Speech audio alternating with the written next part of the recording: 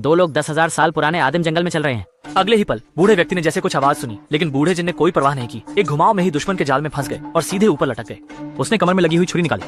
जब वह रस्सी काटने की तैयारी कर रहा था, तभी छोटी छुरी गलती से गिर गई। सोचा था कि सहराज चाकू उठाकर ओल्ड जिन को बचाएगा, लेकिन उसने जाने का फैसला किया। जब ऊपर लटके हुए लाओ जिन अभी भी खुद को बचाने की कोशिश कर रहे थे, तभी एक प्राचीन काला भालू उनके ठीक सामने आ गया। गर्जना की तेज आवाज, ऐसा लगता है कि काले भालू ने कई दिनों से कुछ नहीं खाया।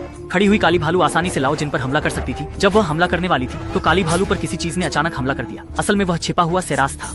वृद्ध ने वास्तव में पुराने जिन को नहीं छोड़ा, बल्कि चाकू का उपयोग करके उसकी जान बचाई। दोनों के इस यात्रा का उद्देश्य था कि पुराने जिन अपनी पत्नी क्रिस्टल बहन को खोज सके, क्योंकि कुछ दिन पहले जिंग जय गलती से स्थानीय निर्वासितों द्वारा पकड़ ली गई थी और चूचे में बंद अन्य व्यक्ति लाओली था। समय यात्रा से पहले दोनों का संबंध असामान्य था। पति लाओजिन और लाओली युद्ध के साथी थे, लेकिन जिंग जय ने लाओजिन से छुपाकर गुप्त रूप से लाओली के साथ अनुचित संबंध बनाए रखा।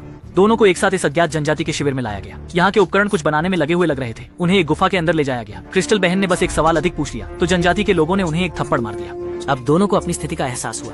दरअसल यहाँ के सभी गुलाम लॉस एंजलिस के गड्ढे से गिरे 21वीं सदी के इंसान हैं, जिन्हें निर्वासितों ने यहाँ पकड़ लिया और एक काले रंग के अज्ञात पत्थर को खोदने के लिए मजबूर किया।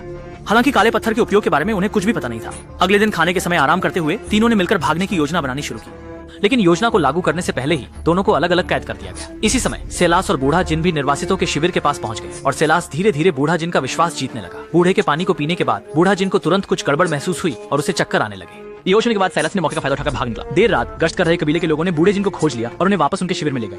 असल में सेलास ने जाने से पहले उसकी जेब में एक नक्शा डाल दिया था, जो उसे अपनी पत्नी को बचाने में मदद कर सकता था। इसी तरह लाओ जिन को गुफा में ले जाया गया। अब वही अपनी पत्नी और युद्ध साथी को कैसे बचाएगा? आइए हम सब अगले हफ्ते लाब्रिया के तीसरे एपिसोड का इंतजार करें।